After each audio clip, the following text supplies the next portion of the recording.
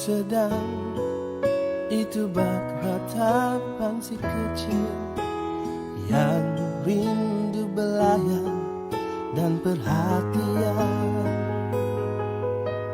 yang mendambakan kasih dan sayang dari seorang insan yang penyayang.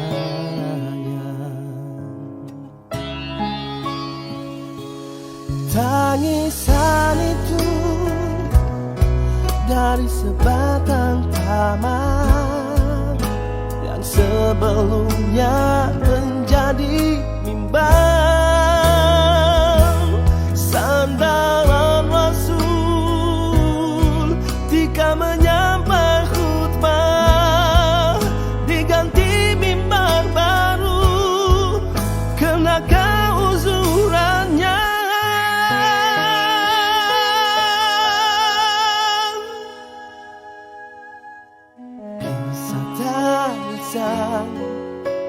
Sebatang taman menyentuh hati, mengucap perasaan.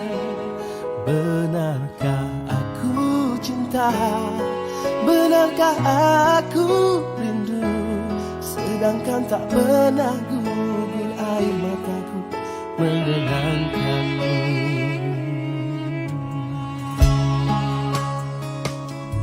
Tangisan itu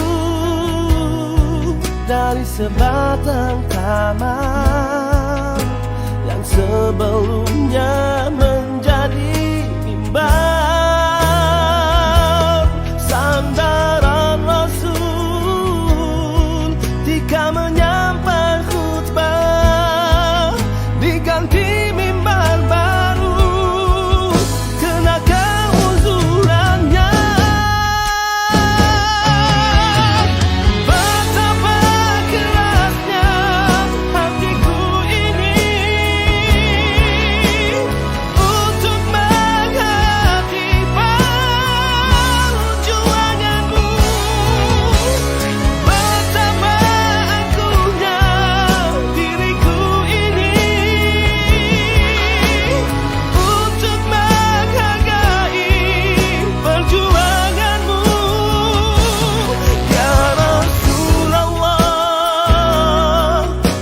aku menjadi sebatang taman yang menangis rindu kepadamu. Ya Rasulullah, biarlah aku hanya sebatang taman, namun dapat bersamamu di dalam surga. Tangisan itu dari sebatang taman yang sebelumnya menjadi mimbar, sandaran Rasul ketika menyampai khutbah, diganti mimbar baru kena keuzurannya.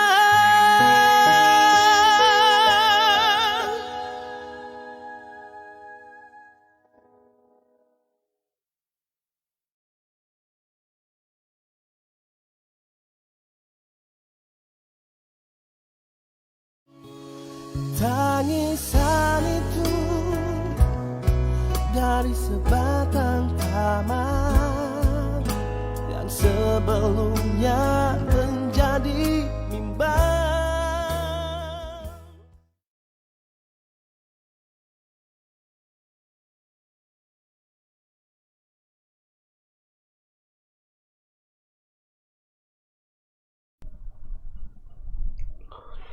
A'udzu billahi minasyaitonir rajim. Bismillahirrahmanirrahim. Assalamualaikum warahmatullahi wabarakatuh.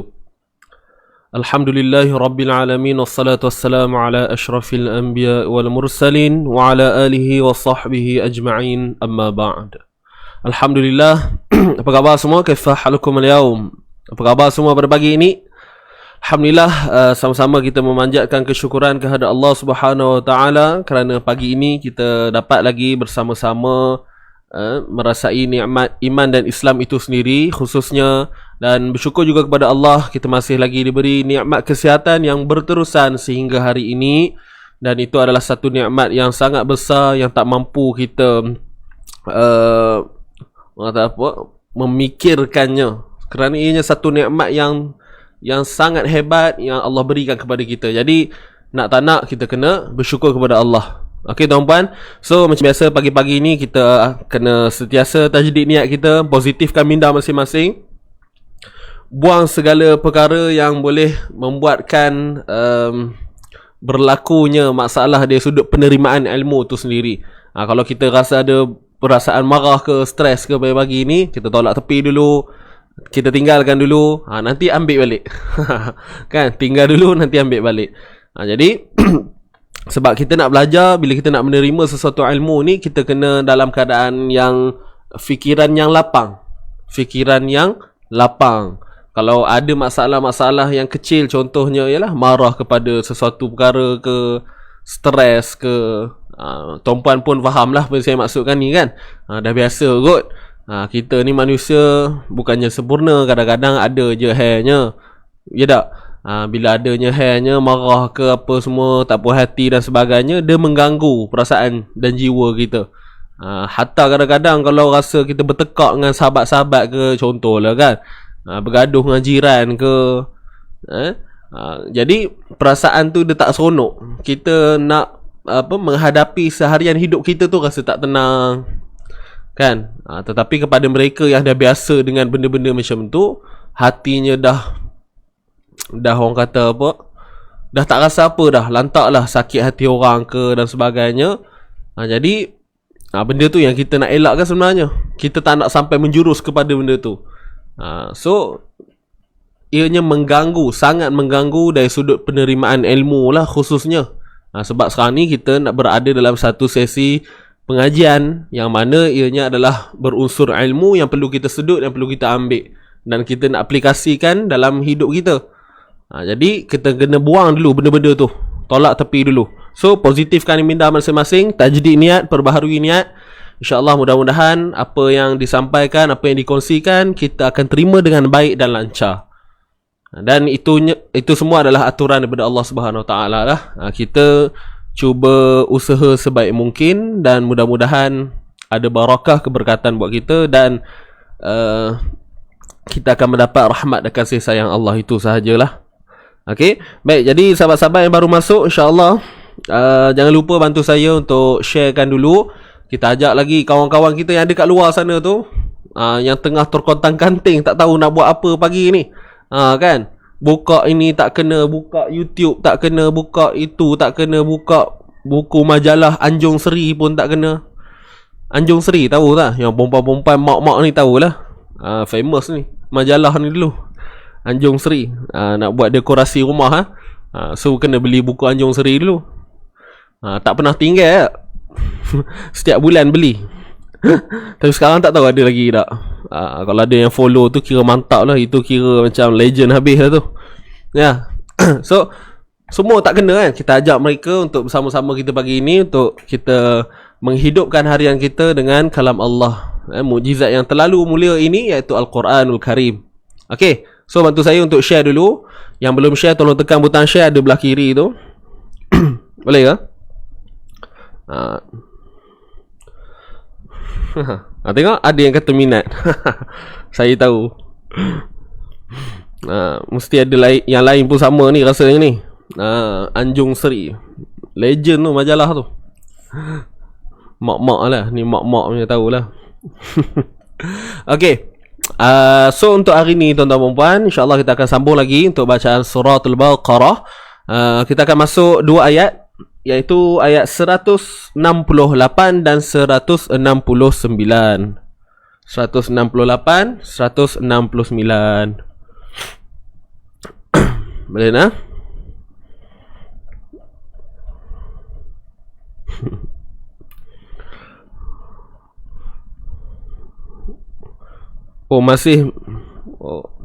Masih lagi nah. Kalau cerita bab Anjung Seri ni tak settle lah tuan-tuan. Okay, yes, niat kerana Allah. InsyaAllah kita betulkan niat kita. Mudah-mudahan ada lorong yang baik buat kita, dan dari sudut penerimaan itulah yang saya cerita tadi tu, supaya kita mudah mendapat ilmu, lapang, tenang fikiran kita kan.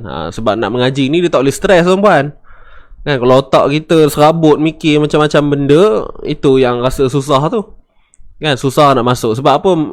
Otak kita ni dia merewang, tahu, merewang. Entah ke mana hala perginya tu. Jadi sebab tu kena betul sentiasa tajdid niat, kita betulkan balik. Alright, so ayat 168, 169, muka surat 25. Saya minta sahabat-sahabat untuk tuliskan di ruangan komen untuk kita punya pengajian pada pagi ini. Ayat 167, ayat 168, ayat 169. 2 ayat. 168 hingga 169, muka surat 25. Okey, yang baru masuk, yang belum share tolong share dulu nah.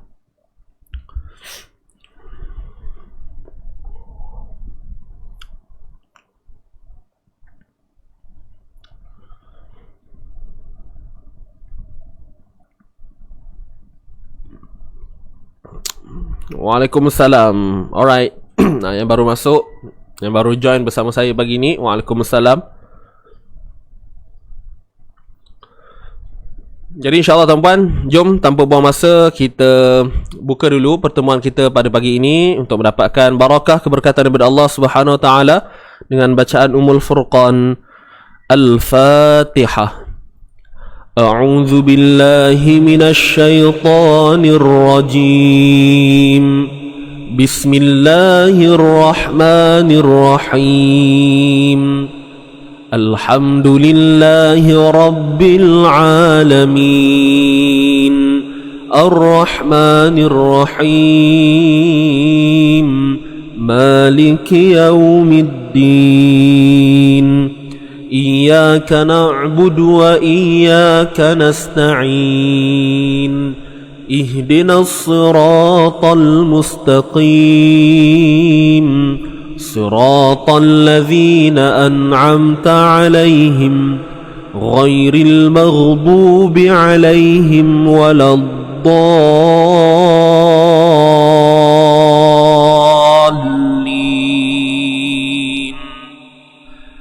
آمين. Amin amin ya rabbal alamin. Baik, alhamdulillah. Tuan-tuan dan puan, selesai untuk bacaan pembuka kita. Jadi sebelum saya terlupa, tuan-tuan dan puan, kita pun memandangkan semua dah sedia maklum, ada sebahagian negeri lagi yang dah dikena PKP. Perak sendiri pun hari ni berapa bulan? 23 hari bulan nanti pun kami dah di Perak ni dah start PKP. Dan mungkin ada yang sebahagian negeri yang dah memang PKP. Jadi kita kata apa? Perak ni join the club lah. Okay. So jangan lupa alu-alukan kedatangan orang Perak dalam grup PKP. Bergurau tuan-puan. Bukanlah kita nak meraih kan, tidak. Tapi apa-apa pun kita doalah yang terbaik. Mudah-mudahan Allah berikan kesembuhan. Mungkin dengan keputusan yang berlaku ini ada hikmahnya. Walaupun kita tak tahu ianya berakhir bila. Memang tak tahu, tak ada siapa tahu tuan-puan. Sebab penyakit COVID ni adalah satu benda yang wabak yang memang kita sendiri tak nampak dah benda tu. Simptom-simptom pun dulu kalau kata sesak nafas, batuk dan sebagainya, mungkin cepatlah kita boleh bertindak nak ke hospital dan sebagainya. Tapi sekarang ni tak. Tahu-tahu kena aja. Ya, tahu-tahu kena aja. Simptom apa pun tak ada.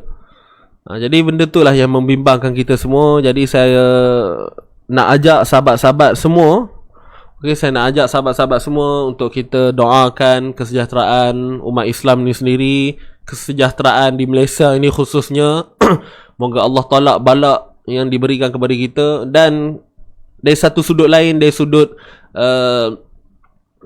sudut pandang agama Islam itu sendiri, kita lihatlah mungkin ini adalah hikmah yang Allah nak tunjuk pada kita. Dan dalam masa yang sama, ianya datang berbentuk ujian kepada kita. Dan mungkin boleh menjadi sebagai kafarah kepada kita, kan? Jadi sebab tu kita kena faham di atas dunia ni apa yang kita nak buat sebenarnya. Apa hadaf, tujuan hidup kita kat dunia ni. Jadi bila kita banyak melakukan benda-benda yang berunsur maksiat dan sebagainya, maka datanglah bala Allah. Seolah-olah kita mencabar Allah. Dan sekarang bila berlakunya macam ni, barulah kita rasa nikmatnya hidup kita suatu ketika dahulu. Tahun 2018, 2019. Betul kan? Kenduri kahwin, boleh pergi ramai-ramai, erat silaturahim. Sekarang macam mana tengok? Nak buat majlis susah, nak berkumpul ahli sanak saudara pun susah. Dan bila dah datang ke ujian macam ni, barulah kita sedar. Dan saya sendiri pun tersentak juga, rasa macam yalah, sebelum ni kita tak letakkan rasa syukur tu utama. Kita rasa biasa je. Tapi bila dah jadi macam sekarang ni, baru kita rasa macam oh betul lah, kan? Bila benda yang kita dapat ni kadang-kadang kita lupa nak syukur. Tapi bila benda tu dah tak ada, barulah kita teringat-ringat. Barulah kita nak kata kalau itu, kalau ini, kalau. Jadi benda ni bukan nak cerita salahkan sesiapa. Jadi kita sama-sama ambil iktibar apa yang berlaku. Dan insyaAllah mudah-mudahan ada kebaikan di sebaliknya. Wallahu ta'ala alam. Itu sedikit saya nak minta sahabat-sahabat untuk kita doakan lah. Itu je. Jaga diri baik-baik. Jaga diri baik-baik. Kami di Zing Haji ni pun gundah gulana juga sebenarnya, kan? Yalah, tuan-puan pun faham kan.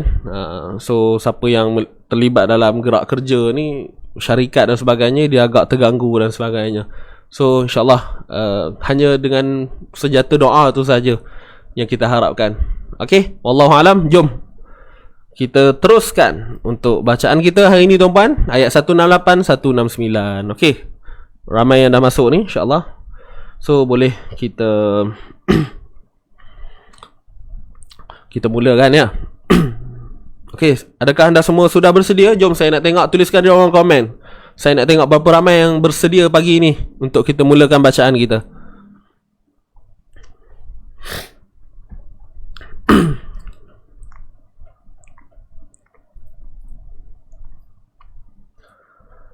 Okey.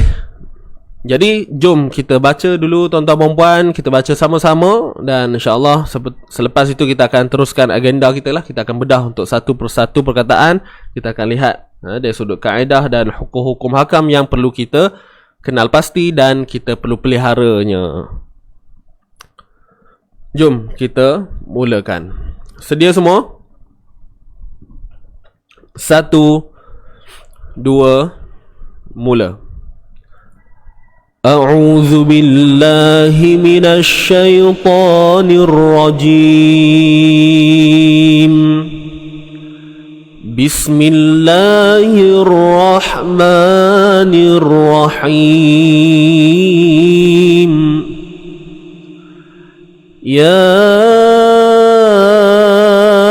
ayyuhan nasu kulu mimma fil ardi halalan tayyiban ولا تتبعوا خطوات الشيطان إنه لكم عدو مبين إنما يأمركم بالسوء والفحشاء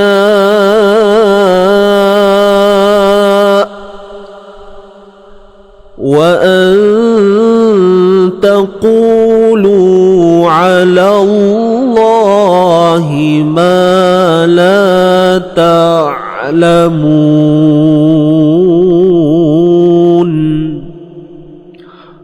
صدق الله العظيم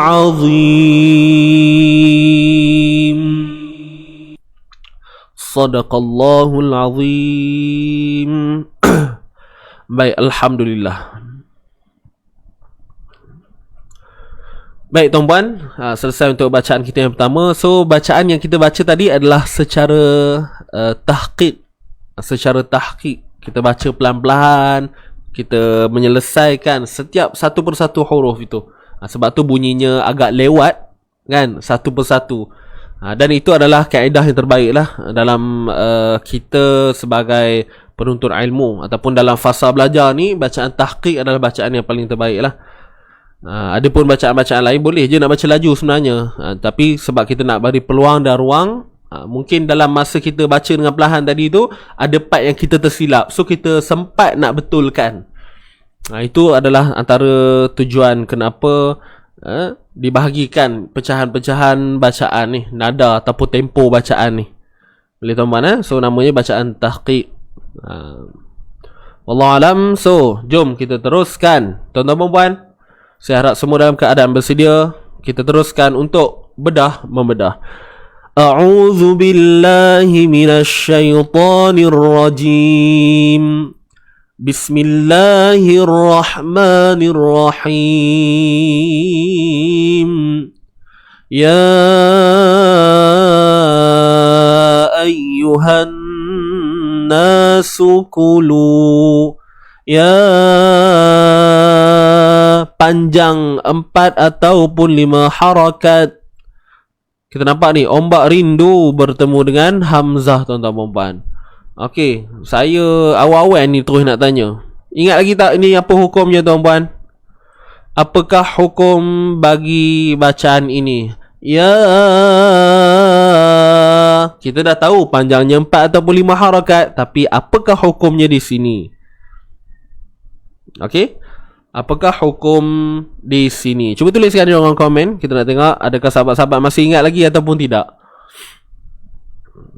Kalau sebelum ni mungkin silap, tapi kali ni dah betul kan?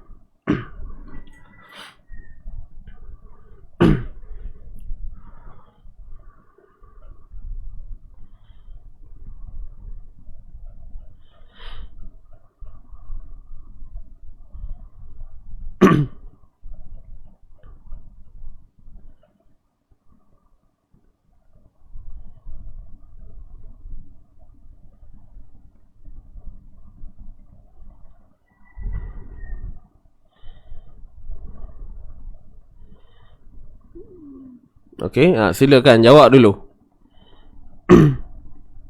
Dan saya percaya sahabat-sahabat akan memberikan jawapan yang lebih tepat Atas faktor kita dah pernah saya dah pernah tanya soalan ni dan ada kekeliruan sebelum ni, tapi apabila tuan-puan mendapat pencerahan, alhamdulillah tuan-puan pun dah faham dan jelas. So hari ni saya tanya sekali lagi untuk kita refresh balik, adakah apa yang kita faham itu ianya benar ataupun tidak.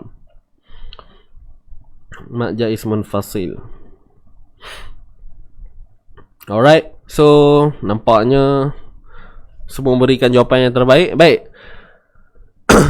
Jadi benarlah, jawapannya ialah mat jaiz munfasil. Mat jaiz munfasil. Saya ulang sekali lagi. Mat jaiz munfasil.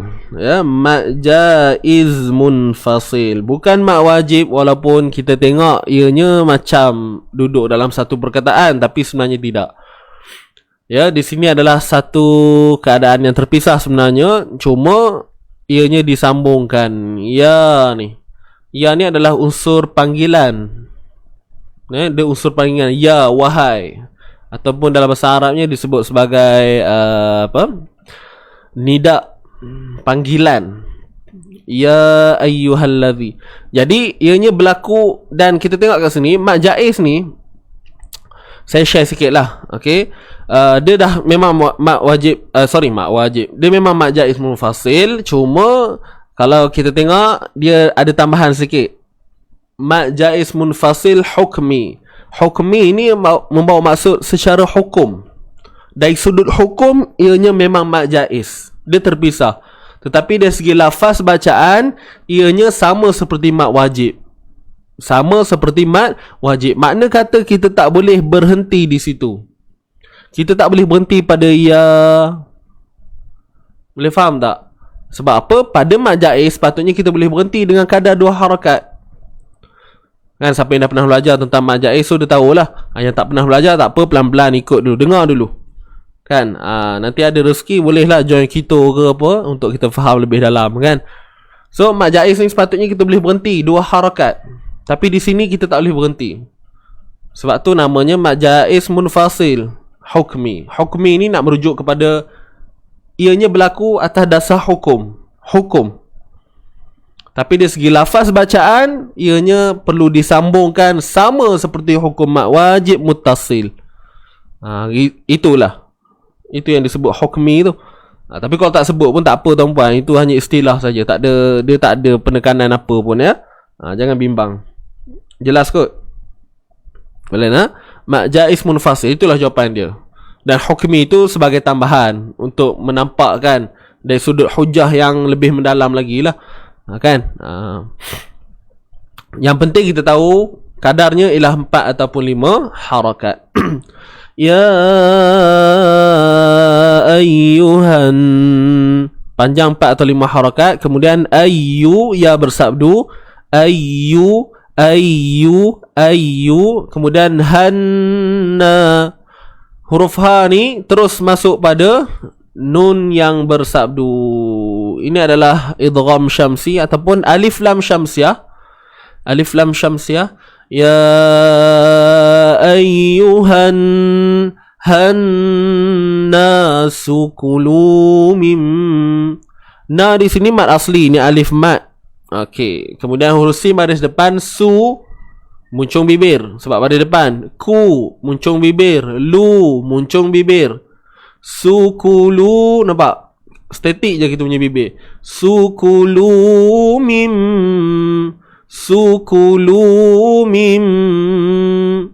Nampak tak? Lu di sini 2 harakat. Ni waw mad dan sebelumnya baris depan. Boleh? Dan ini adalah alif ziyadah, huruf tambahan tuan-tuan dan puan. Alif ziyadah, alif ni alif lah, ziyadah ni tambahan. Jadi apa fungsi ataupun peranan huruf tambahan ni? Tuan-puan ingat lagi? Ianya ada pada tulisan sahaja, tetapi pada bacaan tidak ada. Boleh faham? Boleh faham? Faqat mawjud fil kitabah. Hanya wujud dalam penulisan sahaja, tapi tidak ada pada qiraah. Tak ada pada bacaan. Pada bacaan tak ada. Baik. Mimma. mim musyaddadah. Mim yang bersabdu kita kena dengungkan dengan kadar 2 harakat. Mimma, ma 2 harakat, di sini ada alif mad.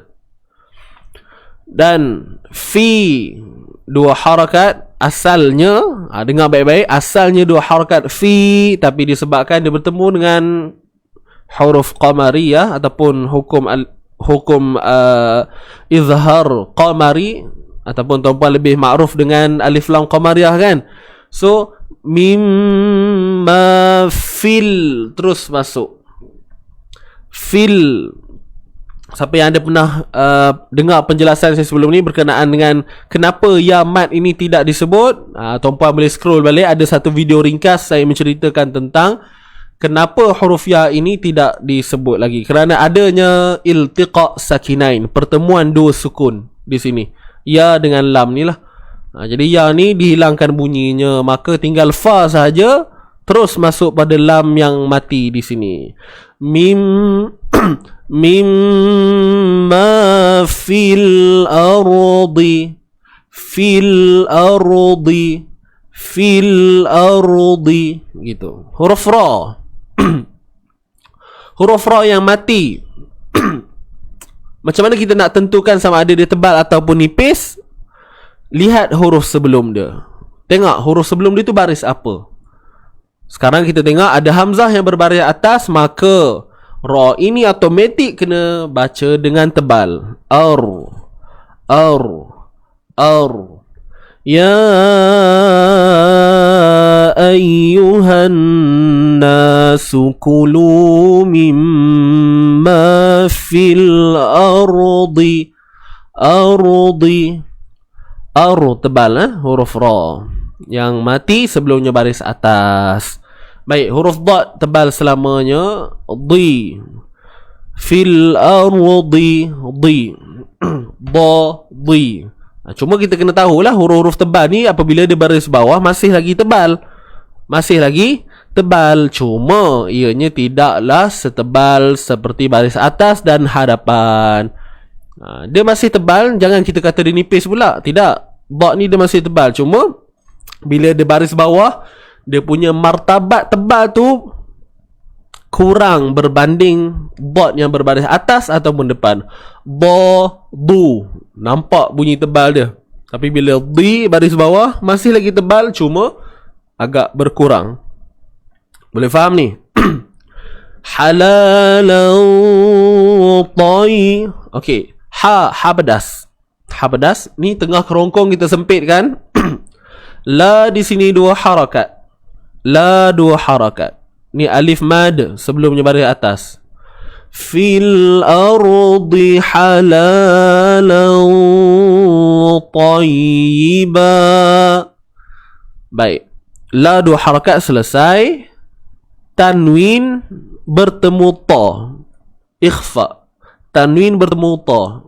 Sembunyi. Ikhfa ni sembunyi. Nak sembunyikan apa? Sembunyikan tanwin di sini. Asalnya lan, tapi kita baca macam mana?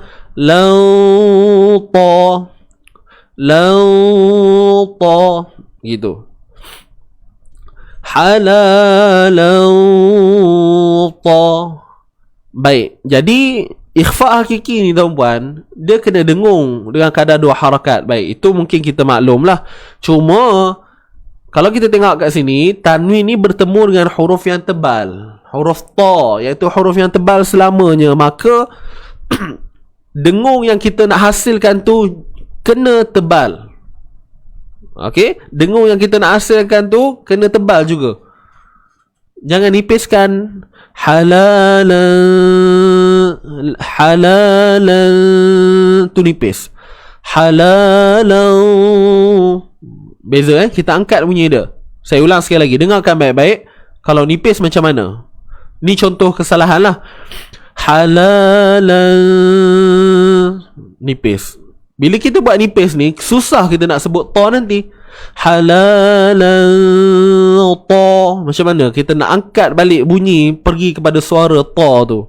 Susah kan? Jadi daripada dengung tu sendiri kita kena dah seiring untuk pergi kepada suara tebal ataupun bunyi tebal pada ta tu. Macam mana tebal?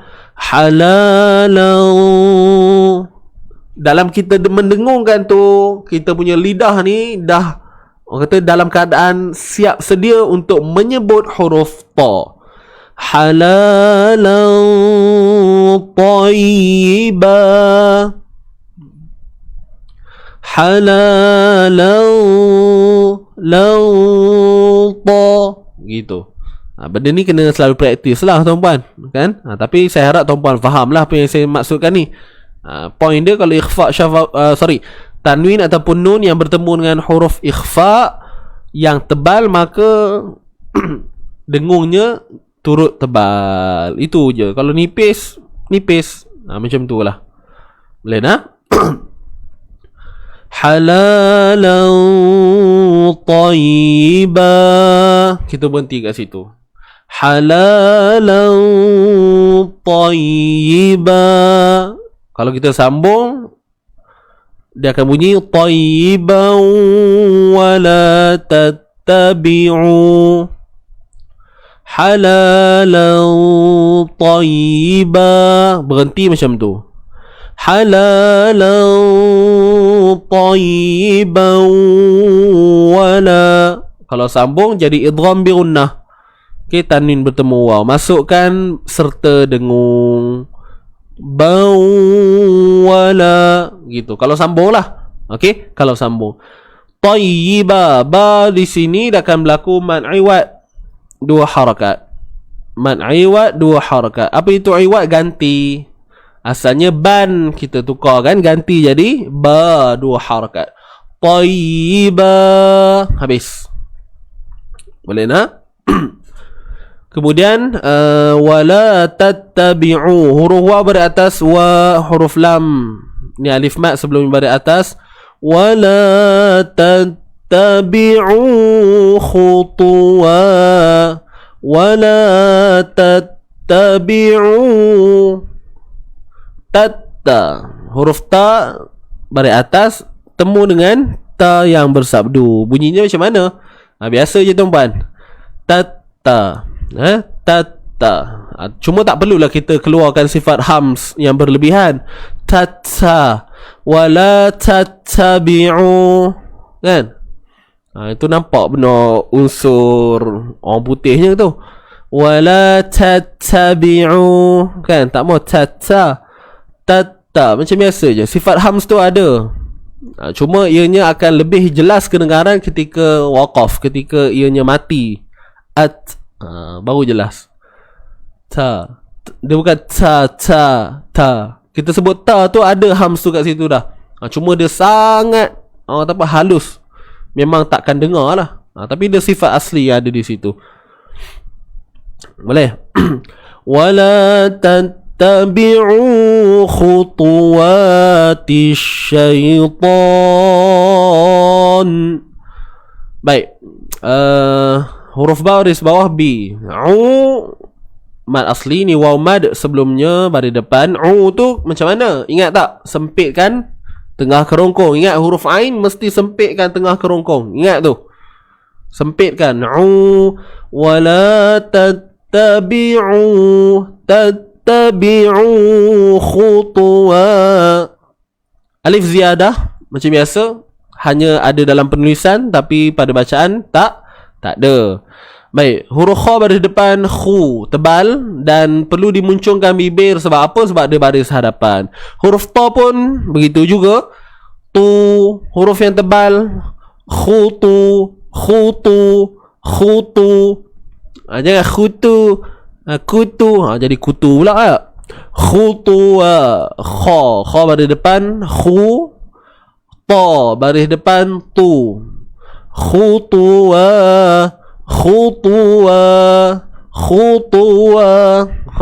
Berlatihlah banyak kali supaya kita dapat bunyi dia ya. Boleh? Kena? Okey, kemudian waw baris atas ada alif mat kecil ni, nampak? So hati-hatilah. Kena baca 2 harakat tuan-puan ya. Khutuwa wa 2 harakat. Ingat tu. Kemudian tisyaitan, huruf ta Masuk terus pada shin yang bersabdu ini. Syai. Khutuwati syaitan. Syai. Tisha. Tisha. Tisha. Tisha. Alif lam syamsiyah kat sini. Baik, syai. Bacaan. Lin. Bukan mat. Ingat, bukan mat lin. Bacaan. Dia adalah unsur bacaan sahaja. Lin tu apa? Lunak, lembut. Lin ni adalah satu sifat, saya selalu sebut, dan tuan-puan pun dah, saya rasa dah melekat dalam kepala masing-masing dah. Kan? Selalu sangat dengar saya sebut lin, lin, lin, lin, lunak, lunak, lembut, lunak, lembut, lin. Dah pusing-pusing benda tu, dah melekat dalam kepala dah. Kan? Khutuwati syai, syai, syai. Jangan lapangkan bibir mulut kita tu. Syai. Khutuwati syaitan. Syai. Relax. Kawal dia supaya berbalik kepada sifat asli itu tadi, iaitu sifat lin, sifat lunak. Khutuwati syaitan. Khutuwati syaitan. Syai, syai, syai. Kawal dia tuan-puan. Okey, boleh Next, huruf ta. Huruf ta tebal lah macam biasa. Kan? Ni ada alif mat. Ni yang kecil ni, nampak ni. Kemudian sebelumnya pada atas. Mat asli lah asalnya. Tapi bila kita berhenti pada nun, dia akan jadi apa? Mad arid lis sukun. Mad arid lis sukun. Jadi ta tu tadi kita boleh panjangkan dari, bermula daripada ta tu kita boleh panjangkan sehingga kita boleh panjangkan bermula daripada 2 harakat, 4 harakat, 6 harakat.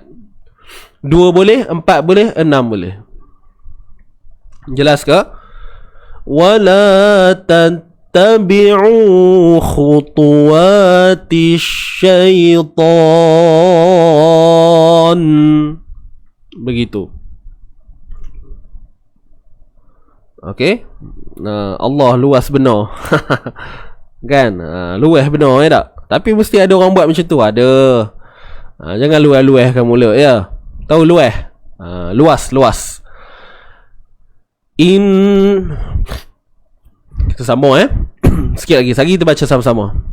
Innahu lakum adum mubin. Baik, nun bersabdu. Innahu, pastikan bunyi hamzah pada bawah tu kita sebut dengan jelas dululah. Jangan tu lain dah bunyi dia tu. Innahu lakum. Hu di sini maksilah qasirah. Dibaca dengan 2 harakat, sama macam mak asli, cuma nama hukum je berbeza. Maksilah qasirah atas faktor wujudnya hal dhamir di sini. Innahu lakum adum mubin. Innahu lakum adu. Innahu lakum. Mim mati bertemu ain, izhar syafawi. Jelaskan mim mati ni. Jelaskan makhraj, jelaskan sifat. Innahu lakum adum. Adu macam biasa lagi, tak ada dengung apa lagi. Masuk kat sini tuan-puan baru kita dengung. Nampak ni? Tanwin bertemu mim. Adu. Jangan buat bunyi hidung. Adu. Tak mau. Adu. Kemudian daripada tanwin ni baris depan ni baru kita idgham, masukkan pada mim yang ada kat sini. Mim yang bersabdu ni. Nama hukum apa? Idgham bi gunnah ataupun idgham ma'al gunnah. Sama aja. Okey. Innahu lakum adum mubin. Adum mubin. Dengung berapa harakat? Mestilah dengan kadar 2. Itu yang kata bi gunnah tadi. Idgham bi gunnah. Alright. Dapat ya? Bin kat sini man arid lis-sukun. Innahu lakum aduwwum mubin. Habis. Clear? Baik, jadi sekarang saya bacakan dahulu daripada awal ni ya ayuhan sampailah mubin. So nanti kita akan ulang balik Bismillahirrahmanirrahim.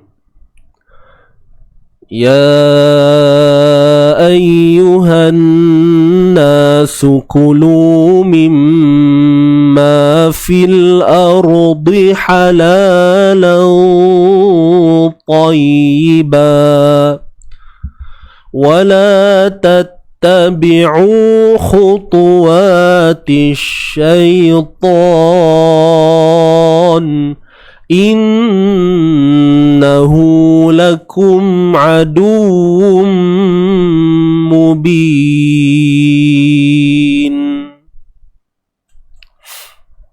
Okey, boleh kita baca sama-sama. Ayat 168 ini sedia. Kita mulakan dengan isti'azah. A'udzubillah. Kemudian terus pada bacaan Isti'azah terus pada bacaan. 1, 2, mula. A'udzu billahi minasy syaithanir rajim. Bismillahirrahmanirrahim. Ya ayyuhan nasu kulu mimma fil ardi halalan tayyiban. Teruskan. 1, 2, mula. Wala tattabi'u khutuwati syaitan. Teruskan lagi. Innahu lakum aduwwum mubin.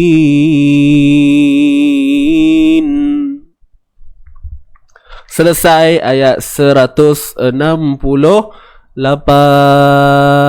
Kita sambung lagi tuan-tuan. Innama ya'murukum. Nun bersabdu dengung 2 harakat kadarnya. Ma alif mat sebelumnya baris atas. Innama ya'muru. Innama ya'muru. Ya alif mat alif mat. Minta maaf tuan-puan, hamzah bukan alif mat. Ni tiang alif ni adalah rumah kepada hamzah. Dia bukan huruf mat tuan-puan ya. Yang huruf mat yang ni. Macam mana nak tahu huruf alif mat? Alif mat ni tidak menerima baris, tu je. Alif waw ya tidak menerima tidak menerima baris. Ingat tu. Innama ya'muru. Ma mat asli ya. Dia tak ada hukum kat situ. Ya. Itulah bacaan mati pada hamzah yang sukun. Innama ya'murukum. Jangan kita tersilap pula ya. Contoh kita baca macam ni. Innama ya'murukum. Ya'murukum. Pada qiraat kita, riwayat kita salah lah. Cuma kalau tuan-puan dengar ada orang baca macam tu dan dia mengamalkan qiraat yang lain, itu betul. Sebab ada qiraat lain yang membacakan di sini innama ya'murukum. Dia jadi ibdal kat situ, bacaan ibdal. So ibdal ni panjanglah pula ceritanya yang lain. Okey, tapi yang penting kita ni baca dengan bunyi ya. Ya. Okey, ya. Boleh faham ni? Jangan ya. Itu qiraat lain. Ingat. Kalau kita mesti ya. Senang cerita, tak payah fikirlah qiraat apa semua. Kita fokuskan cara bacaan kita. Innama ya'muru. Itu je bunyi dia, tak ada bunyi lain dah. Okey. Baik. Innama ya'murukum muruku. Bukan maruku tuan-puan. Itu makan time puasa tu kan. Muruku. Bunyi lebih kurang tak? Tu orang panggil maruku. Tapi sedap juga ya. Kita pun orang Melayu pun rajin juga makan tu. Innama ya'muruku. Tiga huruf ni sebutannya perlu dimuncungkan bibir sebab ada baris depan. Nampak ni? Mu-ru-ku. Innama ya'murukum mimmati bertemu ba. Mimmati bertemu ba. Ikhfa syafawi. Ikhfa ni maksudnya sembunyi. Apa yang kita nak sembunyikan ialah sebutan huruf mim itu. Macam mana nak sembunyi ustaz? Okey. Macam mana point dia tuan-puan? Ingat. Tutup bibir bersahaja. Tutup bibir bersahaja. Tutup bibir bersahaja. Ingat tu. Tutup je bibir macam biasa. Okey. Tutup bibir macam biasa. Jangan berikan apa kata? Saya selalu sebut apa ni? Lupa pula. Padahal selalu sebut. Lemahkan. Lemahkan pegangan di antara dua bibir. Lemahkan. Kalau kita tutup tu, kita tutup betul-betul. Tapi kita lemahkan. Tutup biasa je. Ya'murukum. Kalau kita tutup dengan sempurna, ya'murukum. Nampak bunyinya lebih padat lagi. Dia lebih berdinamik. Kan? Ya'murukum. Kita tutup betul-betul tu. Dan dengungnya lebih jelas ketara. Okey? Innama ya'murukum. Santai je. Dapat tak? Itu ikhfa.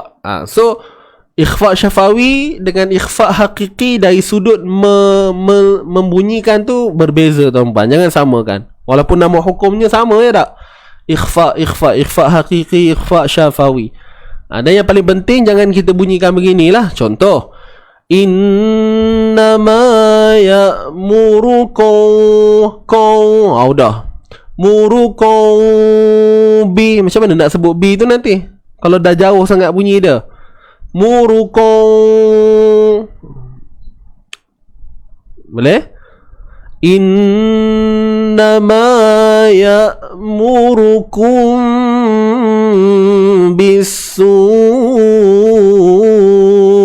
wal fahsya. Nampak bunyi tu kita dengar pun okey, nampak? Dia elok je kan? Stabil bunyi dia. Tak adalah goyang-goyang. Boleh faham? Baik. Innama ya'murukum bis-su'. Bis. Alif lam syamsiyah. Panjang 4 ataupun 5. Sebab apa? Mad wajib muttasil. Nampak ni? Ada ombak bertemu hamzah. Kan? Bis-su'i wal bis-su'i. Tu kita jelaskan betul-betul. Jangan bis-su'i wal sebut betul-betul. Okey, tahqiqkan, jelaskan bunyi sebutan huruf hamzah tu. Bis-su'i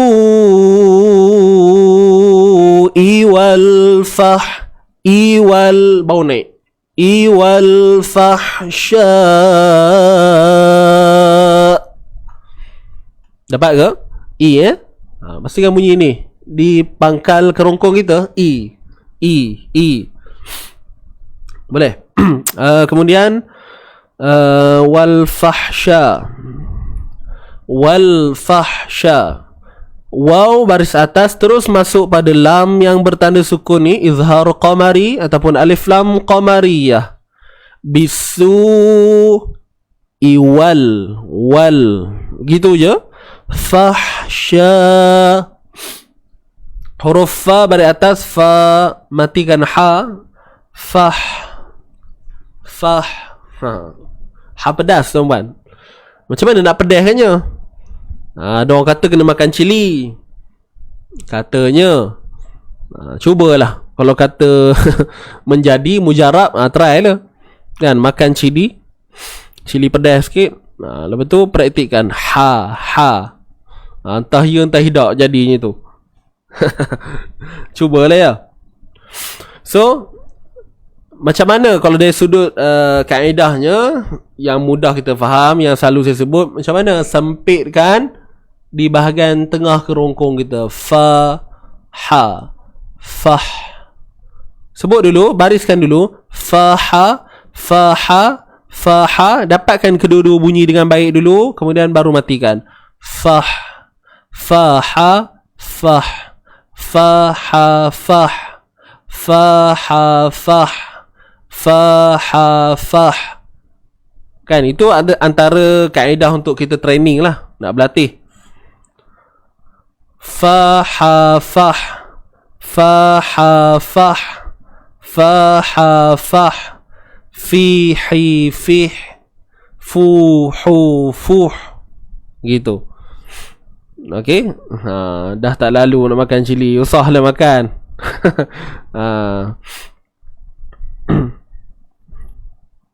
Confirm jadi. Ya ke jadi? Saya tak pernah cuba lagi. Tu saya kata tadi, kalau tuan-puan nak cuba, try lah.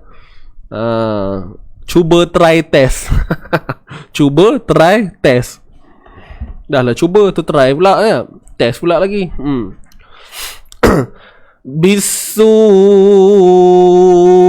wal fahsya. Okey. Fahsya wal fahsya. Okey. Dapat untuk ha pedas tadi. Kemudian sya ni sendiri kita boleh berhenti, dan kalau kita sambung 4 atau 5 harakat. Saya cerita yang pertama dululah. Kalau kita sambung, kita tak nak berhenti. Wal fahsya'i wa an taqulu 'ala Allah. Kita nak sambung kan, tak nak berhenti kan. Okey. So hukum kat sini 4 atau 5 harakat sahaja. 4 atau 5 harakat. Hukumnya apa? Mad wajib muttasil. Huruf mad bertemu dengan hamzah dalam satu kalimah, satu perkataan. Okey. Kalau sambung, ingat 4 atau 5 harakat. Kalau nak berhenti boleh ke? Boleh. Berhenti kat hamzah ni. Wal fahsya. Pastikan kita matikan dengan bunyi hamzah lah. Sya. Ni kat kerongkong kita, pangkal kerongkong. Fahsya. Tapi tak payahlah tekan sangat tak. Sya. Kan tu dah lain dah tu. Wal fahsya. Cukup kita dah meyakini bunyi tu sudah sempurna, selesailah. Kan? Kalau kata tekan-tekan tu betul juga. Bukanlah makna tekan tu sya. Pula ada pula tambah lah kan. Tidak lah ya. Fahsya. Tu sikit je. Jangan orang tu janganlah over benar kan. Wal fahsya. Kan? Dah main macam main cak-cak pula. Okey, faham ni? So kalau sambung tadi 4 atau 5 harakat, dan kalau kita berhenti tadi fahsya, dia boleh jadi berapa? 4, 5, 6. Dia boleh jadi 4, 5, enam. Enam akan terpakai kalau kita berhenti sahaja. Kalau dalam keadaan sambung, berbalik kepada hukum asal, 4 ataupun 5. Ingat. Kalau berhenti sahaja boleh jadi 4, 5, 6. Syaratnya apa? Pada mad wajib muttasil yang hamzahnya di hujung. 4, 5, 6. Okey. Jika waqaf ada hukum an-nabr. An-nabr ni dia bukan hukum sebenarnya. Dia lebih kepada teknik penyesuaian. An-nabr ni banyaklah jauh dia punya. Bukan jauh. Dia lagi banyak cabang dia. Biasanya yang kita fokuskan ialah pada yang bersabdu. Pada yang bersabdu di hujung. Macam alaihin an-nabr. Mungkin ada sahabat-sahabat yang tak pernah dengar kan. An-nabr ni dia adalah satu suara yang kuat daripada kebiasaan. Itu dari sudut istilahnya. Suara yang kuat, okey, daripada kebiasaan. Contoh macam tadilah wal fahsya. Nampak? Itulah yang disebut an-nabr tu. Dia bukan hukum. Sebab tu kalau kita tengok perbincangan an-nabr ni bukan dalam semua buku ada. Tak. Dia tak ada dalam semua. Dia bukan satu benda yang khusus diperbincangkan. Dan apa yang guru saya pernah sebut, ianya berbalik kepada macam mana kita ambil daripada guru kita. Ketika saya mengambil bacaan bersama Allahumma salli ala Muhammad, Syekh Hasan Rajab daripada Mesir, dan ketika itu antara contoh-contoh bacaan an-nabr yang ada, ni saya saja ceritalah tuan-puan lah. Kalau ada yang tak pernah dengar an-nabr ni benda apa pula. So benda ni bukan satu benda yang menjadi kepentingan. Dia akan menjadi penghayatan tu akan ada kepada mereka yang khususnya orang Arab sendiri. Hatta orang Arab pun takkan buat macam tu. Maksudnya dia memperjelaskan untuk sesuatu bunyi tu, dia dengan kaedah menguatkan suara dia daripada kebiasaan. Dia macam tu. Okey, saya yakin benda ni tak ramai yang tahu benda ni. Dan saya sendiri pun yang saya ambil daripada guru saya, dia kata macam tu. Kalau kamu diajar begitu, contohlah kan, kata guru saya, kalau macam mana guru kita ambil daripada guru kita tu, kalau dia menekankan tentang benda tu, kita ambil. Kalau tidak, tak ada. Sebab tu dia bukan satu perbincangan yang luas untuk difahami. Sebab ianya berbalik kepada sejauh mana kita faham dengan ayat Quran. Dia lebih kurang kepada atonansi, tuan-puan. An-nabr ni lebih kurang kepada atonansi. Faham atonansi? Contohlah macam dalam keadaan ayat tu menceritakan tentang benda yang marah, benda yang gembira. So ada jalan cerita dia tu, nak menampakkan kat mana yang kena naik. Alaihim, contoh alaihim, him, naikkan suara tu. Itu antara contoh. Sebab apa? Ke atas mereka. Nak betul atas mereka. Betul. Boleh faham ni? Benda ni perbincangan sangat halus. Okey. An-nabr. Mungkin ada yang pernah dengar, yang tak pernah dengar kan. Okey. Cara kalau orang Melayu kita nak faham ni, itulah. Dia lebih kepada atonansi. Dan yang memahami benda ni hanya orang Arab sahaja. Hatta orang Arab sendiri pun tidak mengamalkan an-nabr. Bukan semualah. Yang jenis syadid yang memang bertegas, so ia akan ni. Boleh faham? Atas faktor tertentu lah. Cuma macam kita ni, kita tak sebutlah istilah an-nabr. Bahasa kita akan cakap macam saya kata tadi. Tuan-puan baca pada perkataan ni, tengok perkataan ni. Wal fahsya. Nampak tak ada bunyi tak? Dan hasil suara yang keluar itu nak menunjukkan jelasnya sebutan hamzah kat sini. Kalau saya sebut an-nabr, tuan-puan pening lah pula nanti. Boleh faham ni? Kenapa adanya istilah an-nabr tu tadi? Supaya nak menampakkan bahawa ada hamzah kat situ. Sebab tu kena angkat sikit bunyi dia. Fahsya. Nampak? Tu. Fahsya. Boleh faham ni? Kalau kita menghilangkan, hilanglah bunyi hamzah. Contoh, wal fahsya. Kita tak tahu dia punya ending tu huruf apa sebenarnya, alif mat ke ada hamzah. Tapi bila kita tekan fahsya, nampak? Itu yang kata an-nabru. Suara yang kuat. Bukanlah kata kuat tu kuat sangat, dia kuat daripada kebiasaan. Sepatutnya boleh je sebut fahsyai.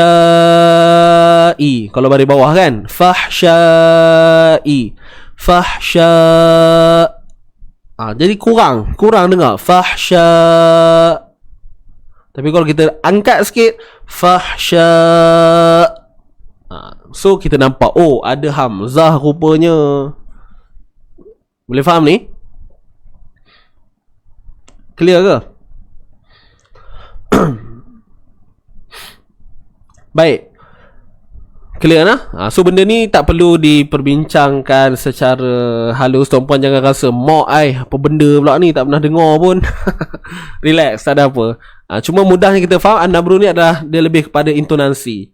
Maksudnya kalau benda tu menceritakan tentang mereka, so nak bagi nampak oh mereka, alaihim, kepada kamu semua, alaikum, kum, kamu semua ni, alaihim, mereka, alaihim wa alaihum. Kan?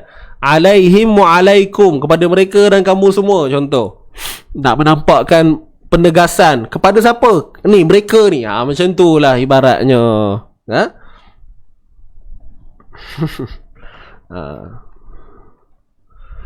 Tak apa, masih di awangan. Jadi benda ni bukan satu tuntutan kewajipan. Tuan-puan jangan risau lah.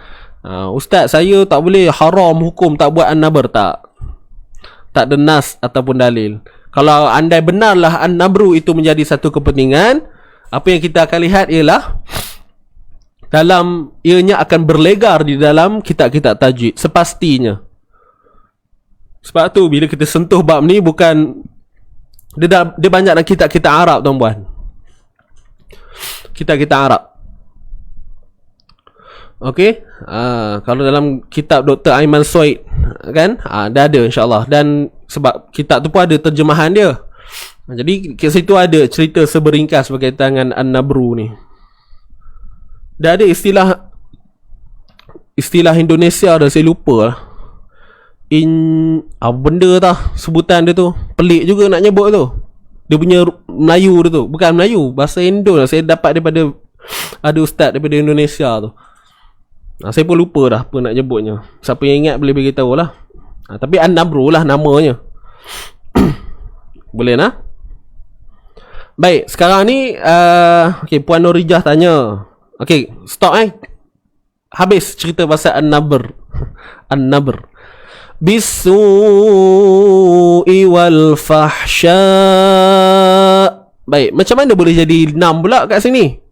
Fahsya macam mana boleh jadi 6? Baik, hukumnya sama, mat wajib muttasil. Tapi kenapa dia jadi 6 harakat? Sebab ianya diiktiraf juga sebagai mad arid lis-sukun.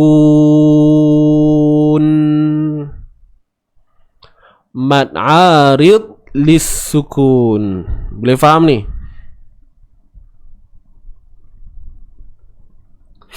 Dapat tak? Mad arid lis-sukun. Kalau orang kata nak nampak handai sikit, kalau orang tanya apa hukum kat situ, kenapa dia jadi 456? Mad wajib muttasil arid lis-sukun 456. Jadi panjang pula lah. Itulah dia. Mad wajib muttasil arid lis-sukun.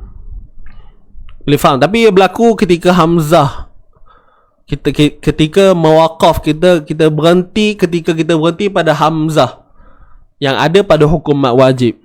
Dah pening kau mah. Tak apalah, ma'arid disukun pun, mat wajib mutasil pun dah cukup lah jawapan tu.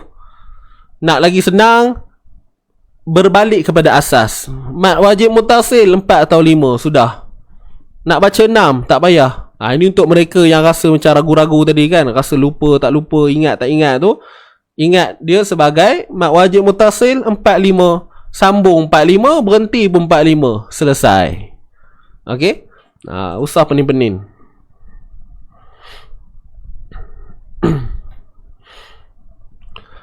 Agi Jagmi, kalau berhenti sampai syak, hukumnya mat mutasil arid sukun. Betul lah tu yang saya sebut tadi kan.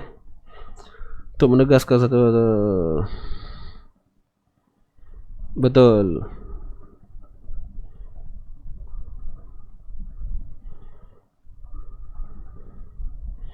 Okey. Tapi kita tak panggil dia mat arid sukun saja tuan-puan. Kalau mat arid sukun 246. Kena tahu beza tu pula. Mat arid sukun 246. Tapi kalau mat muttasil arid sukun 456. Sudah Roma. Boleh ke ni? Yang okey lah, saya risau ni yang lain ni. Sebab yang respon okey ni berapa orang je. Yang tak okey tu risau tu. Boleh nak? Alright. Wallahualam. Selesai. Innama ya'murukum bis-su'i wal fahsya'. Okay, habis. Boleh kita baca sama-sama. Innama sampai fahsya'. Okay. Tuan-puan, saya ulang sekali lagi kat sini. 456 tau. 456, bukan 246. Jangan salah faham. Sekarang saya kena fitnah sesat pula ni kang. Risau pula. 456, bukan 246. 246 ni ma'arid disukun. 246. Kalau ni 456. Boleh faham?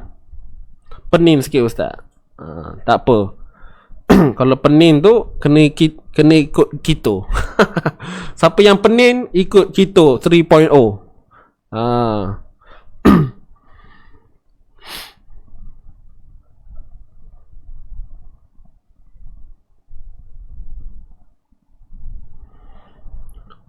Ustaz, baris atas. Baris atas, baris atas muncungkan mulut ke? Keliru sebenarnya. Okey. Huruf waw ni kalau dia berbaris atas kena muncung mulut tak tuan-puan? Saya tanya balik tuan-puan.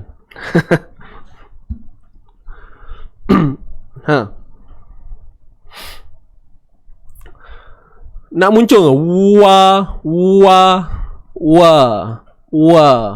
Kita sebut WA contohlah. WA wa. Baik, huruf waw ni memang kena muncung bibir. Sebab apa? Dia datang daripada syafatain. Dua bibir mulut.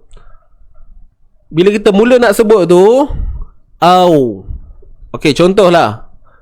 Kita nak mendapatkan ketepatan sesuatu huruf, apa yang kita kena buat? Matikan huruf yang kita nak cari tu. Kita nak cari makhraj huruf waw kan?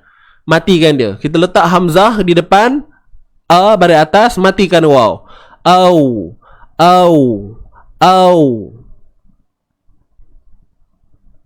Apa yang berlaku ni? Au. Muncung tak bibir mulut? Yes, muncung. Dan bila kita nak sebut huruf waw berbaris atas, maka kita kena mulakan dengan muncung tu dulu. Ni, kita tarik dulu. Nampak tak? Cuba tengok ni. Benda ni kena jadi dulu. Kalau tak jadi tak boleh sebut. Ni. Wa. Baru boleh sebut. Wa. Muncungnya di permulaan sahaja.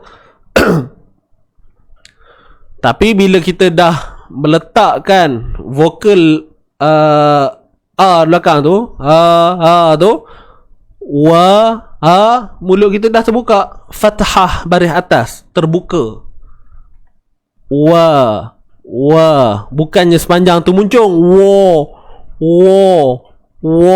Bukan itu maksud saya. Bukan saya kata muncung tu kekal muncung macam tu sampai bila-bila udah naya. Kan? Ketika permulaan. Sebab memang huruf tu datang daripada bibir mulut. Syafatain. Wa.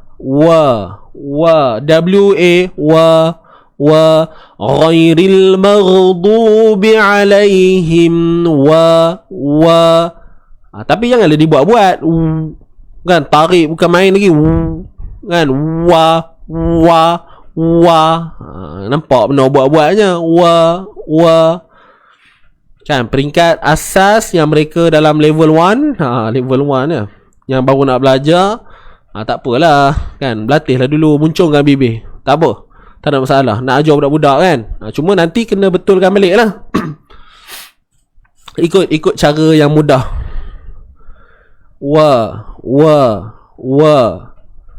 Ghairil maghdubi alaihim waladdallin.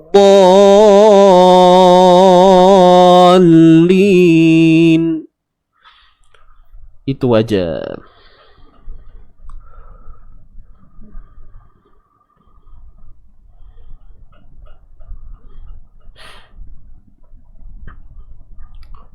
Tidak muncul. Baris atas kena senyum.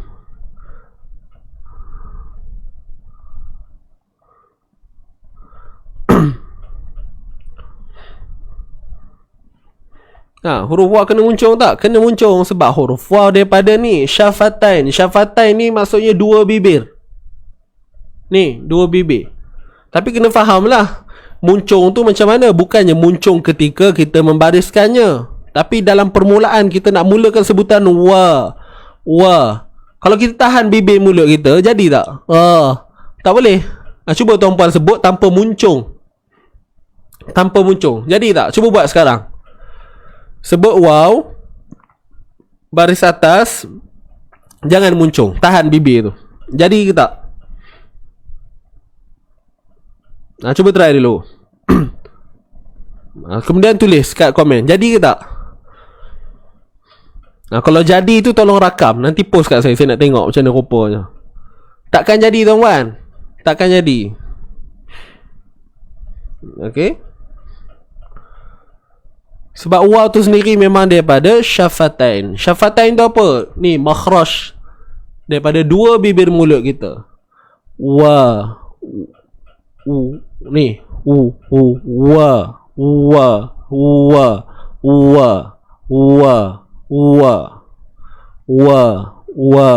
wi.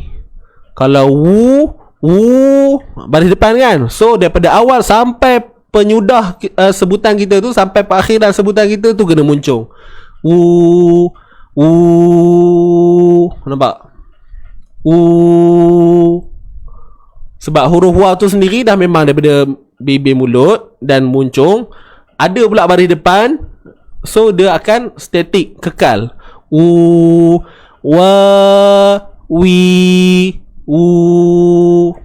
Tu beza dia.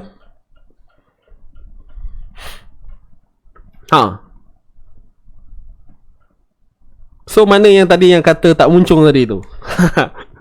Apa cerita? Okey ke tak? Nampak? Benda tu kita kena rasai sendiri, baru kita dapat, baru kita, bila kita faham dengan teori, kita dah praktik, baru kita boleh berhujah dengan benda tu. Kan? Kalau ada yang boleh, silakan rakam kat saya hantar. Mai saya tolong viral kan. Tak adalah. Nak belajar lah macam mana sebut waw tak muncung tu. Teringin juga nak tengok macam mana rupanya. Jangan kontrol lah.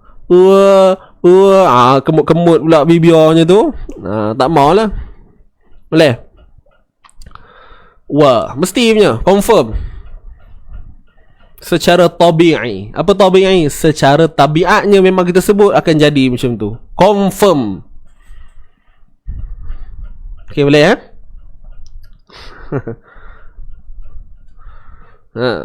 walada. Itu dah kira dalam kategori macam cacat lah kalau macam tu kan. Tak lah, maksudnya dia tak boleh pergi kepada kebiasaan dia tu. Maksudnya dia sebaliknya lah. Macam tu. Boleh nak? Ni ada huruf waw. Wa taqulu. Sebut hamzah dulu. Jelaskan hamzah dulu. Untuk huruf waw settle yang bertanya tadi, mohon pula, moga-moga terjawab segala persoalan. wa anta. Nun mati bertemu ta. Ikhfa haqiqi, ikhfa sembunyikan nun. Dengung mesti ada 2 harakat. Wa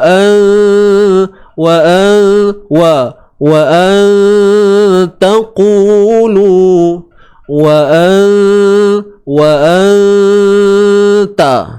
Nun mati bertemu ta. Nak dengung tu tebal ke nipis? Nipis tuan-puan. Nipis je ada dengung. Wa anta. Sebab apa? Huruf ta huruf yang nipis. Kita dengung tu, kemudian kita bersedia nak sebut ta. Wa taqulu ala Allah. Wa taqulu ala Allah. Wa taqu gitu. Jangan itu bunyi berat tu. Wa taqu. Tak mau. Boleh dah. Tak mau gitu. Tak nampak nipis je, ringan je bunyi dia. Kemudian ready untuk ta, 1 harakat saja. Ku tebal selamanya. Muncul bibir tak? Muncul lah sebab ada baris depan. Ingat kan saya selalu sebut huruf hijaiyah ni yang berbaris hadapan semua perlu dimunculkan bibir. Dan ianya berlaku secara asliyah, tabi'i. Kita sebut je mesti jadi. Sebut je mesti jadi. Dia takkan tak jadi. Melainkan kalau kita ada masalah lah. Bibir cabut ke tak. Kita tak tahulah kan. Itu lain punya cerita lah. Tapi nak asasnya begitu. Wa taqulu. Okey, dapat. Qu 2 harakat. Tebal selamanya. Qu. Lu. Wa taqulu. Wa taqulu. Wa taqulu. Lu 2 harakat. Lu. 2 harakat ke tak? 2 lah sebab ni ada waw, waw mad. Kemudian di sini ada huruf ziyadah. Huruf ziyadah. Wa taqulu. Wa taqulu. Faham tak ni? Wa taqulu ala Allah. Alif ziyadah ada pada tulisan, tiada pada bacaan. Jelas ke? Wa taqulu. Habis. Tu bunyi dia. Boleh faham? Clear ke? Macam mana pula dengan huruf ba? Huruf ba tak ada kaitan dengan muncung. Huruf ba tak ada kaitan dengan muncung. Huruf ba dia memang daripada syafatan juga, ba. Macam mana kita nak sebut huruf ba? Ba. Jadi sebab tu nampak benda ni berbalik kepada makhraj. Okey, sahabat-sahabat yang di luar sana mungkin ada yang belum berkesempatan belajar tentang makhraj huruf, nanti jom join kita punya seminar makhraj huruf. Kita belajar satu persatu berkenaan bagaimana nak sebut huruf-huruf ni. Okey, jadi huruf ba dengan mim dia memang hampir makhrajnya. Mereka ni duduk dalam taqarrub, hampir pada makhraj, tapi beza. Dia tak sama. Kalau waw, memang makhrajnya ialah bibir akan muncul ke hadapan dan ada sedikit ruang. Wah, ada ruang tu ni. Dia bukan ini tutup kuncup mulut terus kan? Dia bukan begitu. Kalau waw, ni mulut memuncung, bibir mulut memuncung. Kemudian ada satu ruangan kosong. Maksudnya bulat tu lah bibir kita. Wa. Kalau ba, dia memang melibatkan syafatan juga, 2 bibir. Ingat tadi saya kata apa? Nak dapatkan ketepatan sesuatu huruf, matikan. Ab, ab, ab, ab, ab. Apa yang berlaku sekarang ni? Bagi menghasilkan bunyi ba tu dengan tertutupnya dua bibir mulut kita. Ab, tapi bukan muncung au, au, au, au. Itu lain lah tu. Itu bukan makhraj huruf ba. Sebab tu kena faham makhraj. Kena tahu kat mana keluar huruf ba, kat mana keluar huruf mim, mim pula, kat mana keluar huruf waw. Ada muncul? Tak ada. Ab, ab, ab. Melainkan ba yang berbaris hadapan. Bu. Baru muncul bibir mulut kita. Ba, bi, bu.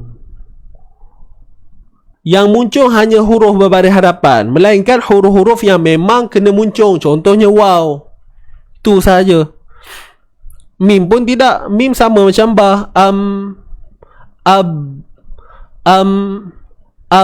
Cuba matikan ba. Ab, ab, ab, ab. Itu makhraj. Ab, ab. Dah selesai makhraj, baru terbina sifat. Ab. Barulah jadi qalqalah lepas tu. Nampak?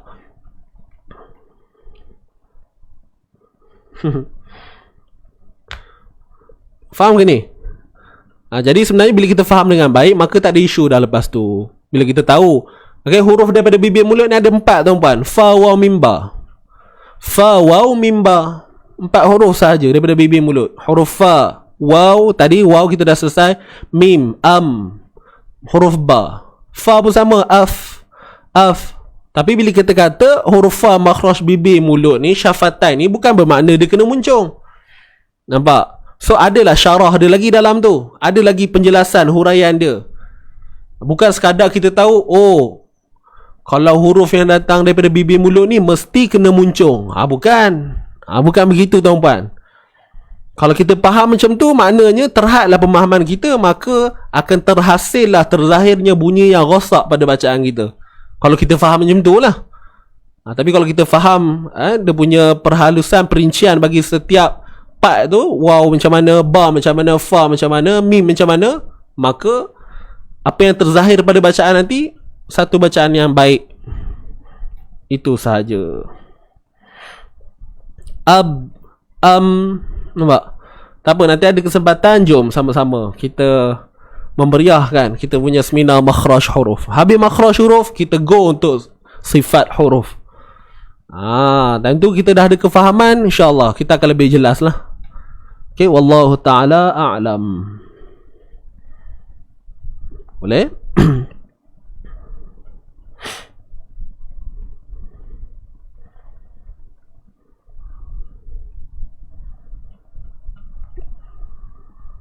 Boleh nak? Baik, sambung lagi. Wa an taqulu 'ala Allahi ma la ta'lamun. Wa an, tadi dah habis sampai lu kan? 'Ala Allah. Kalimah Allah lafzul jalalah. Lafzul jalalah. Lafaz yang agung. Lafaz yang mulia khususnya pada kalimah Allah. Lafzul jalalah, lafaz yang agung. Baik, jadi di sini kita kena baca dengan tebal. Taghliz. Tebal kalimah Allah ini. Sebab apa tebal? Sebab sebelumnya ada huruf berbaris atas. Ala. Ala. La tu baris atas. Lam baris atas, la kan? Bukan tengok pada lam, tengok pada baris atas. Ala Allah, ala Allah, ala Allah. Jangan ala, ala Allah, ala Allah. Yang tebalnya pada lam di sini, bukan pada lam yang awal ni. Lam pada kalimah Allah ni yang tebal. Okey, bukan lam ni tuan-puan La, jadi la nanti. Ala Allah. Yang tebal pada lam di kalimah Allah ni, pada kalimah Allah. Ala, biasa lagi. Ala Allah, ala Allah, ala Allah, ala Allah, ala Allah. Berlatih macam tu, lama-lama dapat lah. Boleh ke?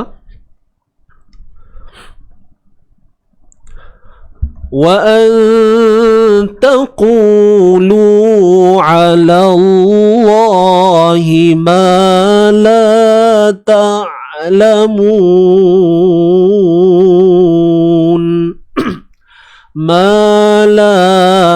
Ma dua harakat ma asli, la dua harakat ma asli. Ta'lamun, huruf ain yang mati. Ta'lamun. Ingat, untuk suara ain jangan kita putuskan dan jangan kita lepaskan terlalu panjang, dia tengah-tengah. Ma la ta'lamun. Ta'la, kerana ada sifat tawassut padanya, bainiyah, yang mana suara tidak terlalu tertahan, seperti la ta tu tertahan. Lepaskan la ta. Dan jangan terlalu lepaskan sangat, la ta'lamun. Tu dah lain lah, benar jadi ya. La ta'lamun. Boleh ke? Iqlab. Mana datang iqlab tu?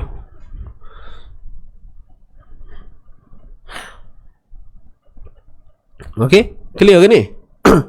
La ta'lamun. Dapat ke? La. Wa an taqulu 'ala Allahi ma la ta'lamun.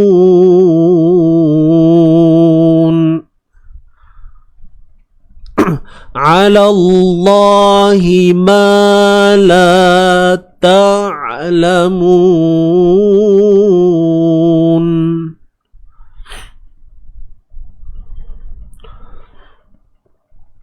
Jelas?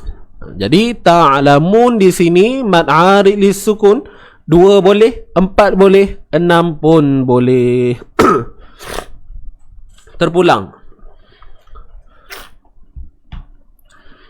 Okey, terpulang. Jelas ke ni? Saya ulang sekali lagi. Wa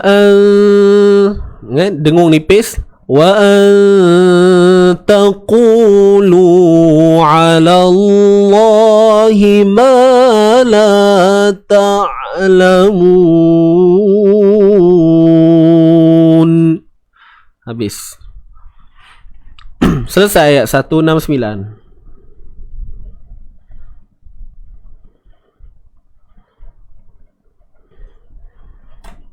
Boleh?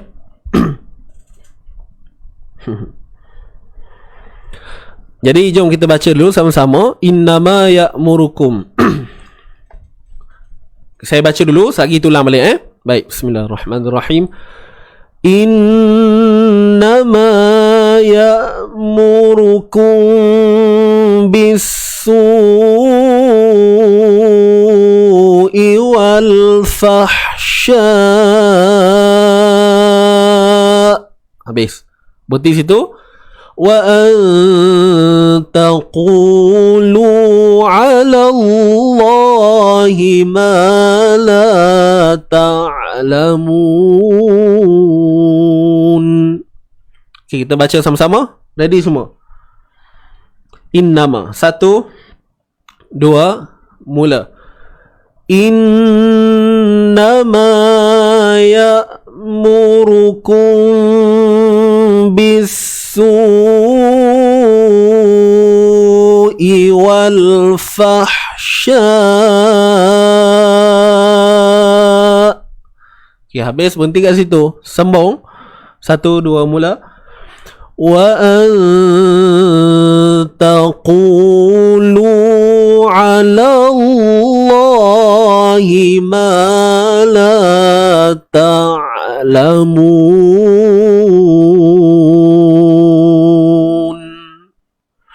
Habis. Boleh tuan-puan? Dapat tak? Jadi insyaAllah selesai untuk pengajian kita pada pagi ini. Jadi moga-moga apa yang disampaikan tuan-puan dapat terima dengan baik dan ambil benda yang baik lah. Kalau benda-benda yang tak elok tu tuan-puan tinggalkan lah, ya. Jadi insyaAllah mudah-mudahan ada barakah. Doakan saya, doakan sahabat-sahabat, doakan kita semua agar sentiasa istiqamah. Jadi sebelum kita akhiri kita punya live pada pagi ini, jom kita baca dahulu sama-sama daripada awal sehingga selesai. Boleh ke? Daripada ya ayuhan nas sampailah la ta'lamun. Okey, boleh.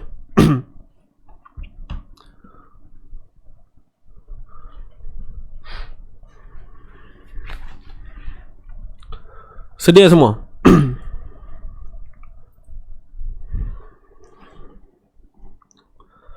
Right? Ready? 1, 2, mula. A'udzu billahi minasy syaithanir rajim. Bismillahirrahmanirrahim. Ya ayyuhan nasu kulu mimma fil ardi halalan طيبا ولا تتبعوا خطوات الشيطان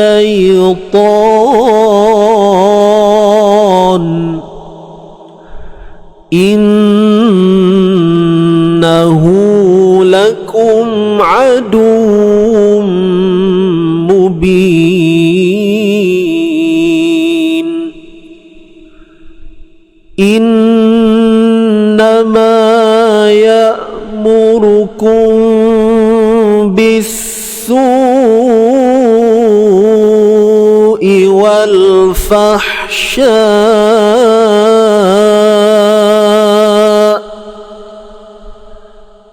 وأن تقولوا على الله ما لا تعلمون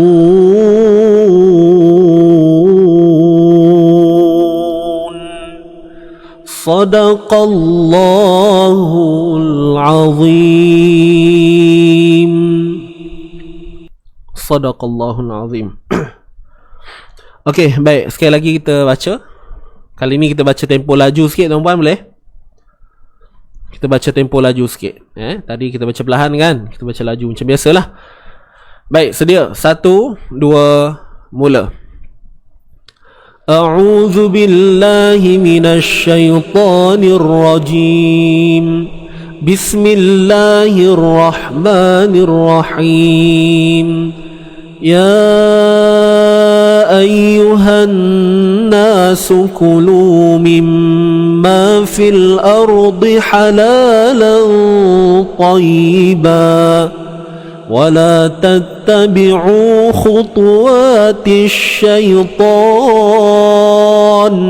إنه لكم عدو مبين إنما يأمركم بالسوء والفحشاء. Kita ulang sekali lagi tuan-tuan. Innama. 1, 2, mula. Innama ya'murukum bis-su'i wal-fahsyaء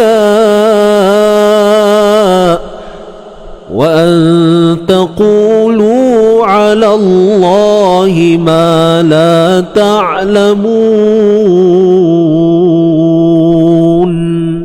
صدق الله العظيم صدق الله العظيم. Okay, Alhamdulillah.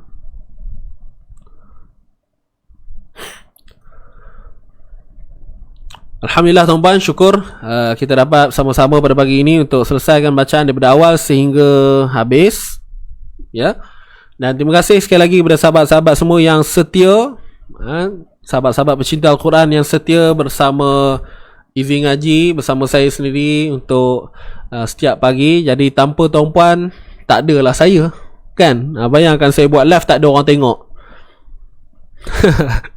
Kan? Silap-silap saya pun entah apa jadi, tak tahu lebih tu, ya tak? Jadi sebabkan adanya tuan-puan, maka saya pun masih berada kekal di sini. Dan insya-Allah tuan-puan, sama-sama kita ajak lagi kawan-kawan kita yang lain untuk kita dekat dengan Quran. Sama-sama kita jadi geng-geng pecinta Al-Quran ni. Seronok, ya tak? Nanti dapat berkongsi ilmu. Kawan ni duk tanya, kita tolong jawab. Ni tanya, kita jawab. Orang tu orang tu jawab, kita tanya. Pusing-pusing tu ya. Kan? Kalau kita tak tahu, kita pula tanya. Macam tu lah proses dia. Alright. So Alhamdulillah, buat makluman sahabat-sahabat yang tak tahu, saya nak bagi tahu untuk kelas kita dah jalan dah semalam hari pertama. Dan Alhamdulillah, wallahualam, saya tak pasti sambutannya macam mana. Mungkin ada yang menonton ni adalah sebahagian besarnya yang memang daripada kelas kita sendiri. Dan memang asalnya kita buka untuk 60 pendaftaran lah. Cuma sekarang ni kita ada 62 orang. Kita terlebih 2. Tapi pendaftaran dah tutup dah. Jadi sahabat-sahabat yang tak berkesempatan, nanti insyaAllah next bila kita buat Kito 3, saya harap akan ada satu kelompok yang baru pula lah, insyaAllah. Alright. Jadi itu sahaja. Wallahu ta'ala a'lam. Tak ada apa dah kot. Petang ni tuan-tuan jangan lupa, petang ni ingat tak ada apa? Kita ada baiki surah pilihan, sambungan surah Al-Mulk. Dan jam 3 petang. Jangan lupa lock masa anda jam 3 petang. Petang ni jangan lupa baiki surah Al-Mulk. Kita akan sambung ayat, hari ni ayat berapa 7, 8, 9 dan 10. Hari ni ayat 9 dan 10, InsyaAllah. Alright. Jadi doakan yang terbaik, moga-moga lancar untuk kelas kita pada petang ini. Itu sajalah. Okay. Dan jangan lupa jaga diri masing-masing. Selamat ber-PKP semua. Kita jaga kita. Aqulu qawli hadza wa astaghfirullahal azim li wa lakum. Kita tangguhkan dengan doa pula. Bacaan tasbih kafarah wa suratul asr. Subhanakallahumma wa bihamdik asyhadu an la ilaha illa anta astaghfiruka wa atubu ilaik. Bismillahirrahmanirrahim. Alhamdulillah rabbil alamin.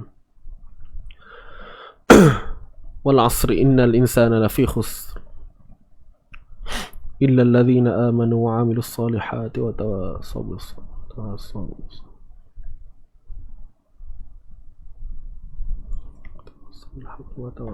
sabr.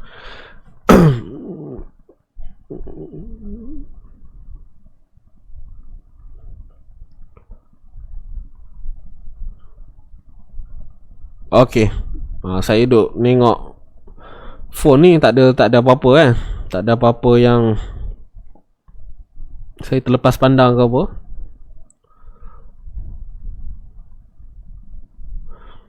Sarawak dikecuali PKP. Itulah. Yang Sarawak dah selamat lah kan. Baik. So, jom jumpa lagi. Saya undur diri dahulu. Minta maaf sekali lagi. Ampun dan maaf daripada hujung rambut sampai hujung kaki. Macam raya pula tuan-tuan. InsyaAllah jumpa petang ni. Saya gerak dulu. Okay, bye-bye. Assalamualaikum warahmatullahi ta'ala wabarakatuh. Jumpa lagi.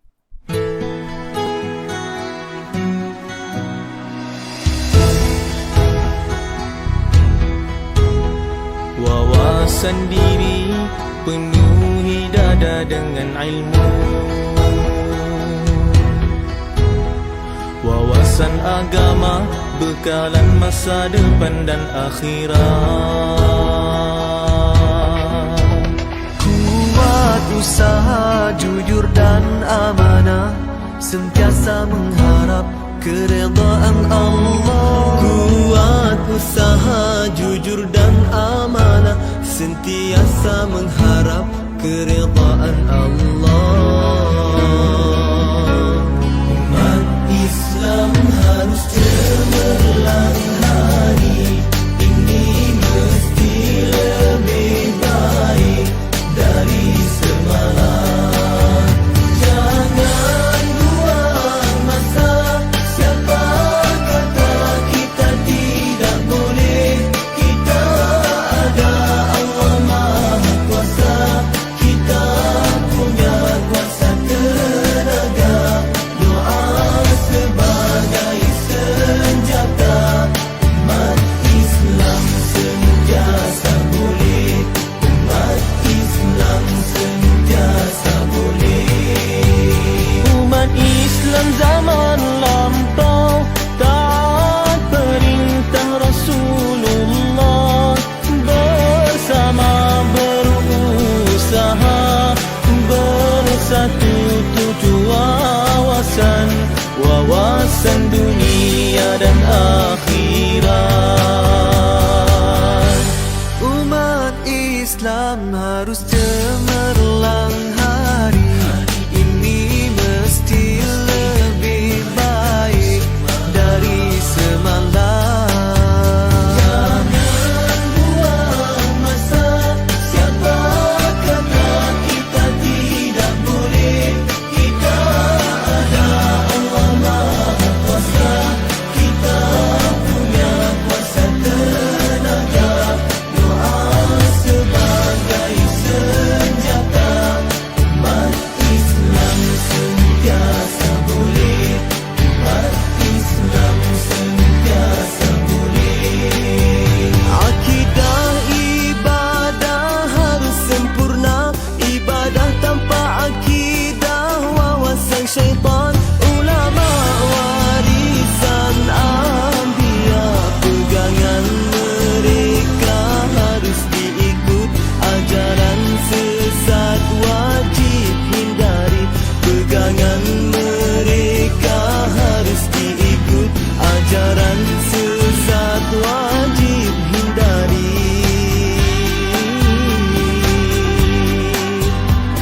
Umat Islam harus cemerlang hari ini, mesti lebih baik dari semalam.